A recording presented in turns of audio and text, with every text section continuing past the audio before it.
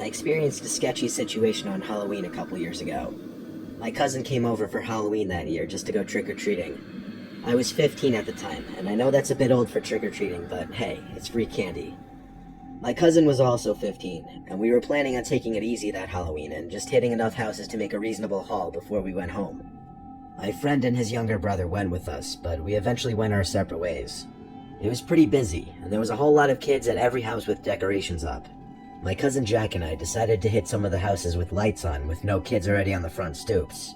Lots of houses that we had already hit before that had no decorations up and had lights on all had people inside ready to deliver candy to trick-or-treaters. But all the other kids I know for a fact target the heavily decorated houses. We ended up getting through like 4 houses in a minute because of no lineups. The next house in the line was not decorated at all, but there was a light on, so we thought we'd give it a shot. We knocked on the door, and immediately an older man opened the door. He opened it completely, which revealed 5 other guys just standing there. They were much younger than the older man who opened the door. I'm guessing they were in their late 30s, while the older man who opened the door was in his early 50s. He held out a bowl of candy, then reached in and grabbed some and put it in each of our bags. The older man asked Jack what his name was, and Jack responded to his question using a fake name. Jack said bye before the older man could say anything else.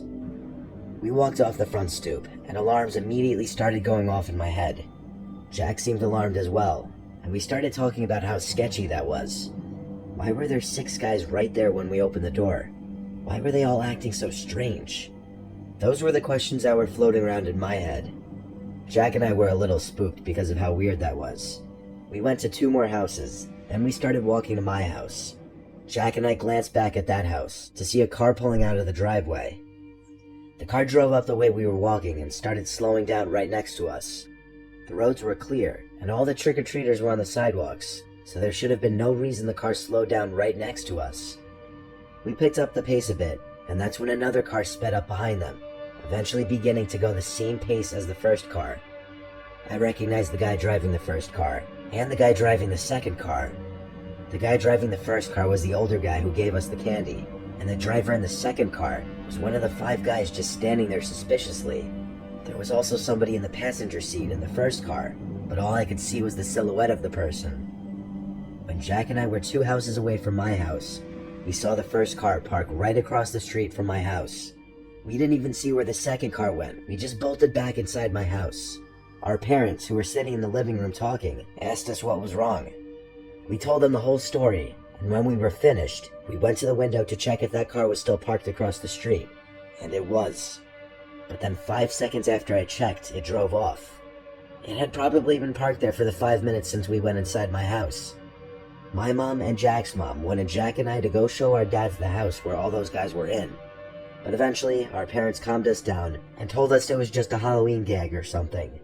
Though I have my own theory on what was going on. The reason why there were 6 guys in the main doorway was because when a lone trick-or-treater or group of trick-or-treaters much younger than Jack and I came to the door, they were looking to jump or snatch them. But when they saw that Jack and I were teenagers and literally the same height as them, they decided to play it cool, even though they still looked sketchy. And why they were following us in their cars, we will never know.